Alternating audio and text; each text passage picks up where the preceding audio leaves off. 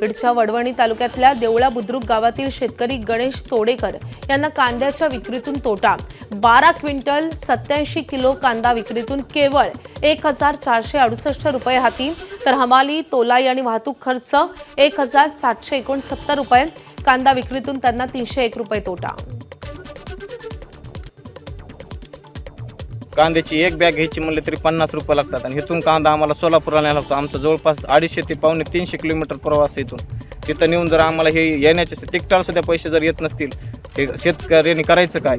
आपण कांदा काय रेटने घेतलेला विकायला चालू केला? आपलं स्वतः जर कांदा घेऊन गेले, आपल्याला वेळ येत असेल कांद्याचे पैसे कांदा देऊन आपल्याला पैसे व्यापाऱ्याला वापस द्यायचे, ह्यापेक्षा आणि काय दुर्भाग्य आहे शेतकऱ्याचं। एबीपी माझा, उघडा डोळे बघा नीट।